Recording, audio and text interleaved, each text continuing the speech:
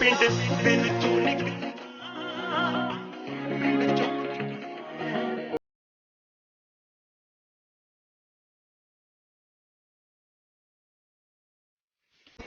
ਚੋਂ ਨਿਕਲਦਾ ਭਾਵੇਂ ਪਿੰਡ ਚੋਂ ਨਿਕਲਿਆ ਮੈਂ ਨਾ ਪਿੰਡ ਦਿਲ ਚੋਂ ਨਿਕਲਦਾ ਭਾਵੇਂ ਪਿੰਡ ਚੋਂ ਨਿਕਲਿਆ ਮੈਂ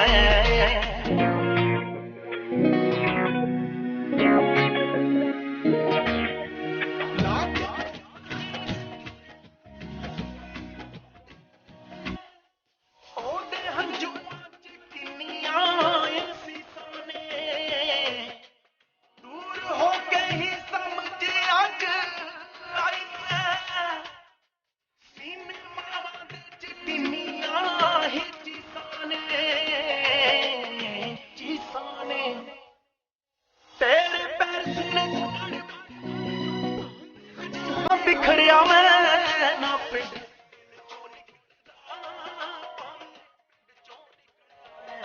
ਨਾ ਪਿੰਡ ਚੋਂ ਨਿਕਲਿਆ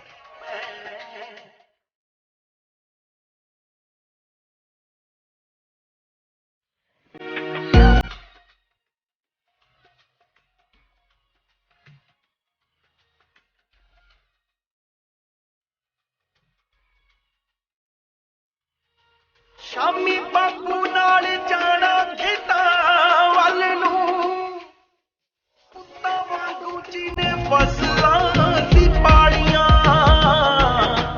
ਸ਼ਾਮ ਧੁੰਦਲੀ ਜਿਹੀ ਚ ਗੰਨੇ ਚੁੱਪਣੇ ਉਹ ਨਿੱਕੀਆਂ ਰਜਾਈਆਂ ਰਾਤਾਂ ਕਾਲੀਆਂ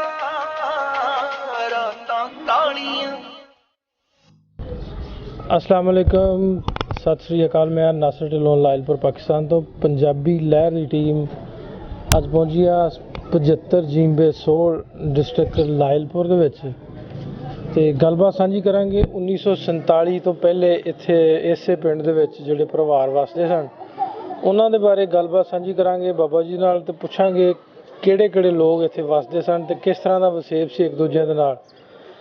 तो आओ गल करते हैं बाबा जी नाल। अस्सलाम वालेकुम बाबा जी। वालेकुम सलाम। बाबा जी की नाम तुहाडा? मेरा जीज ते अब्बा जी दा? रुलिया। रुलिया? भरावां दा पुछ ला। ते उम्र किन्नी क्या तुहाडी? 85 साल दी। ते गोत किहड़ी है तुहाडी? मोची। अच्छा ये दसो भी तुसीं इसे पिंड 75 जींबे सोल जिथे आपां बैठे हैं जी हां इसे पिंड दे वासी हो वसिंदे हो या कि उड़ के उधरों कितों आए हो? अगले पहले रहने वाले सी।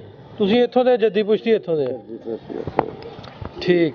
ਤੇ ਆਪਾਂ ਗੱਲਬਾਤ ਤੁਹਾਡੇ ਕੋਲ ਪੁੱਛਣੀ ਹੈ 47 ਤੋਂ ਪਹਿਲਾਂ ਕਿਹੜੇ-ਕਿਹੜੇ ਲੋਕ ਇੱਥੇ ਵਸਦੇ ਸਨ, ਕਿਹੜੀਆਂ-ਕਿਹੜੀਆਂ ਕੌਮਾਂ ਸੀ, ਕਿਹੜੇ-ਕਿਹੜੇ ਇੱਥੇ ਮੁਸਲਮਾਨ ਕਿੰਨੇ ਸੀ 47 ਤੋਂ ਪਹਿਲਾਂ? ਮੁਸਲਮਾਨਾਂ ਦੇ ਘਰ ਮਤਲਬ ਵੀ ਹੈ ਹੀ ਕਰੀਬਨ ਕੋਈ 5-7 ਮੋਚੀਆਂ ਦੇ ਸੀ।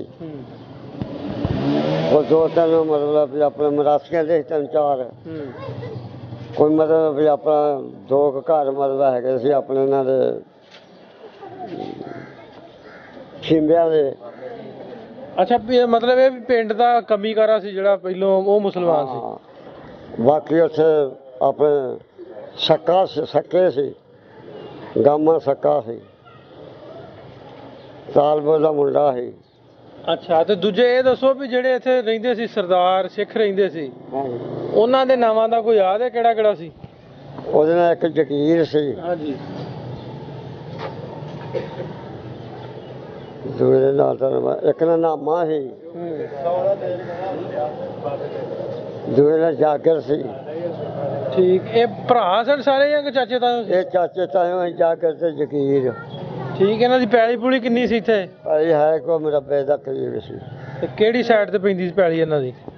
ਉਹ ਆ ਸਾਈਡ ਲਾ ਲਓ ਪਿੰਡ ਵਾਲਾ ਮੁਰੱਬਾ ਆ ਸੋਹਣਾ ਬੋਝਾ ਸੀ ਇਹਦਾ ਨਾਂ। ਆ ਪਿੰਡ ਵਾਲਾ ਮੁਰੱਬਾ ਜਿਹੜਾ ਮੋਢਿਆ ਇਹ ਸੋਹਣਾ ਬੋਝਾ ਸੀ। ਅਭੀ ਲੈਂਦੇ ਪਾਸੇ ਨਿਆਈ ਜਿਹੜੀ ਆ ਨਿਆਈ ਹੋ ਗਈ ਸੋਹਣੇ ਬੋਝੇ ਦੀ। ਅਗਲਾ ਮੁਰੱਬਾ ਹੋ ਗਿਆ ਜਾਗਰ ਦਾ। ਠੀਕ। ਜਗੀਰ ਦਾ। ਠੀਕ। ਉਹਨਾਂ ਦਾ ਹੋ ਗਿਆ। ਠੀਕ ਹੋ ਗਿਆ। ਤੇ ਇਹ ਦੱਸੋ ਵੀ ਉਹਨਾਂ ਦੇ ਕੋਈ ਬੱਚਿਆਂ ਬੁੱਚਿਆਂ ਦਾ ਵੀ ਪਤਾ ਜਿਹੜੇ ਕੋਈ ਤੁਹਾਡੀ ਉਹ ਹਵਾਨਦੇ ਸੀ ਉਦੋਂ ਤੁਹਾਡੀ ਉਮਰ ਦੇ? ਨਹੀਂ ਉਹ ਜਿਹੜੇ ਚੰਗੇ ਜਵਾਨ ਸੀ ਜਿਹੜੇ ਤੁਹਾਨੂੰ ਦੱਸੇ ਆ ਜੋ ਘੁਲਦੇ ਘਲਦੇ ਸੀ। ਕੌਣ ਘੁਲਦਾ ਕੌਣ ਸੀ? ਜਗੀਰ ਵੀ ਘੁਲਦਾ ਸੀ ਜਾਗਰ ਵੀ ਘੁਲਦਾ ਸੀ।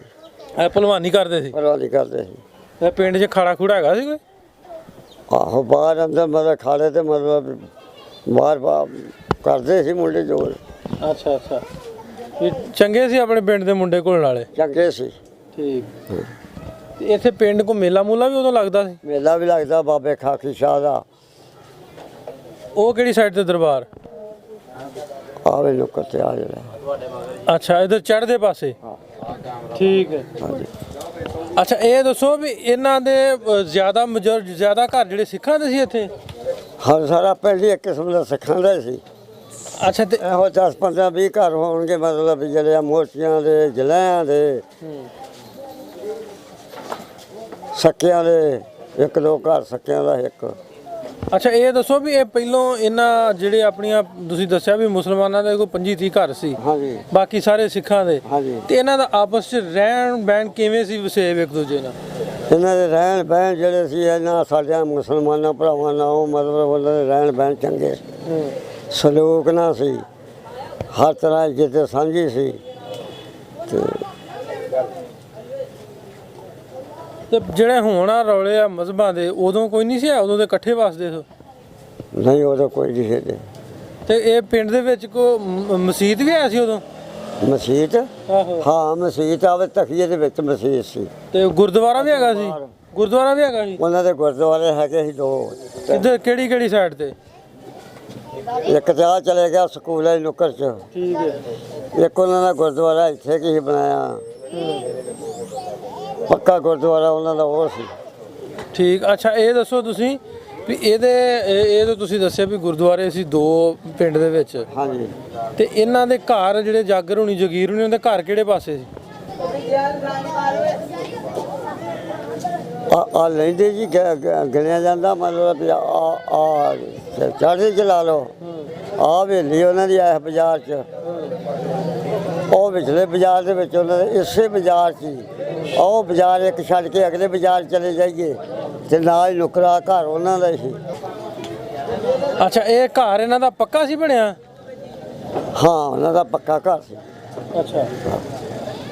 ਆ ਉਹਨਾਂ ਦੀ ਹਵੇਲੀ ਸੀ। ਮਰਬੇ ਉਹਨਾਂ ਦੀ ਬਹੁਤ ਵੱਡਾ ਡੇਰਾ ਸੀ, ਬਹੁਤ ਖੁੱਲ੍ਹਾ ਡੇਰਾ ਬਣਾਇਆ ਸੀ। ਅੱਛਾ ਅੱਛਾ। ਹਾਂਜੀ।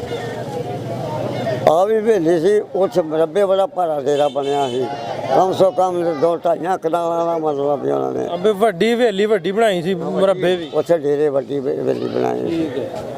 ਇਹ ਦੱਸੋ ਵੀ ਜਦੋਂ ਗਏ ਇੱਥੋਂ ਪਿੰਡੋਂ ਉੱਠ ਕੇ ਉਹ, ਹਾਂਜੀ। ਉਦੋਂ ਕਿਵੇਂ ਗਏ? ਆਂਦੇ ਨਾ ਕੋਈ ਲੜਾਈਆਂ ਝਗੜੇ ਸ਼ੁਰੂ ਹੋ ਗਈ, ਕਤਲੋ ਗਾਰਤ? ਉਦੋਂ ਲੜਾਈਆਂ ਝਗੜੇ 'ਚ ਕੋਈ ਨਹੀਂ, ਸਾਨੂੰ ਵੀ ਇੱਧਰ ਮਤਲਬ ਉਦੋਂ ਹੀ ਪਤਾ ਲੱਗਾ। ਸਾਡੇ ਉੱਧਰ ਪਿੱਛੇ ਸਾਡਾ ਮਾਸੀ ਦਾ ਪੁੱਤ ਦੇਸੋਂ ਆਇਆ ਸੀ ਤੇ ਉਹਨਾਂ ਨੇ ਸਾਨੂੰ ਉੱਧਰ ਫੋਨ ਕੀਤਾ, ਆਪਣਾ ਖੱਤ ਪਾਏ ਤੇ ਸਾਨੂੰ ਇੱਧਰ ਬਹੁਤ ਖਤਰਾ ਹੋ ਗਿਆ ਵੀ ਤੁਸੀਂ ਵੀ ਆਪਣਾ ਇੰਤਜ਼ਾਮ ਕਰ ਲਓ।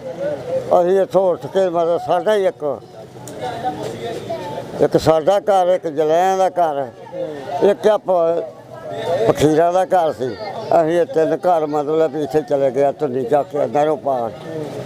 ਤੇ ਅਸੀਂ ਆਏ ਹਾਂ ਮੁੜ ਕੇ ਜਦ ਅਮਨ ਹੋ ਗਿਆ ਦੁਨੀਆ ਵਿੱਚ ਚਲੇ ਗਈ ਜਾਓ ਤੇ ਸਾਡੇ ਭੈਣ ਭਰਾ ਆਉਣ ਲੱਗ ਪਏ, ਆ ਗਏ ਆ। ਤੇ ਉਦੋਂ ਫਿਰ ਅਸੀਂ ਬਾਅਦ ਮਹੀਨਾ 1.5 ਮਹੀਨਾ ਉੱਠ ਕੇ ਬਾਅਦ ਆਏ ਮਹੀਨਾ। ਅੱਛਾ, ਇਹ ਦੱਸੋ ਵੀ ਇਹਨਾਂ ਦੇ ਇੱਥੋਂ ਜਾਣ ਦਾ ਤੁਹਾਨੂੰ ਪਤਾ ਵੀ ਕਿਵੇਂ ਗਏ ਉੱਠ ਕੇ, ਕਿ ਤੁਸੀਂ ਉੱਧਰ ਚਲੇ ਗਏ? ਨਹੀਂ ਸਾਡੇ ਅਸੀਂ ਪਹਿਲਾਂ 10-15 ਦਿਨ 20 ਦਿਨ ਅਸੀਂ ਆਪਣਾ ਨਿਕਲ ਗਏ ਹੈ ਇੱਥੋਂ। ਠੀਕ ਹੈ। ਹਾਂਜੀ। ਫਿਰ ਦੁਬਾਰਾ ਆਏ ਜਦੋਂ ਅਮਨ-ਅਮਾਨ ਹੋ ਗਿਆ? ਹਾਂ, ਅਮਨ ਜਦੋਂ ਦੁਨੀਆ ਆਮ ਆਉਣ ਲੱਗ ਪਈ ਆ ਫਿਰ ਅਸੀਂ ਉੱਥੋਂ ਉੱਠ ਕੇ ਆਏ ਹਾਂ। ਹਾਂਜੀ। ਠੀਕ।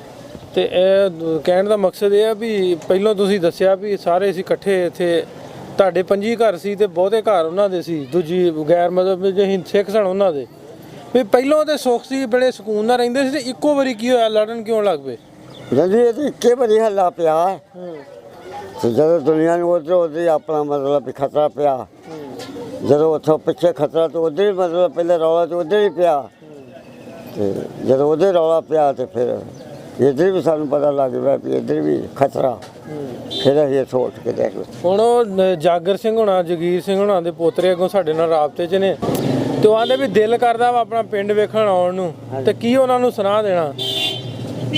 ਹੁਣ ਉਹ ਆ ਜਾਣ ਮਤਲਬ ਵੀ ਉਹਨਾਂ ਦਾ ਕੋਈ ਘਰ ਵਾਲੀ ਜਗ੍ਹਾ, ਕੋਈ ਡੇਰੇ ਵਿਖਾਓਗੇ? ਹਾਂ ਸਾਰੇ ਵਿਖਾਵਾਂਗੇ ਉਹਨਾਂ ਨੇ।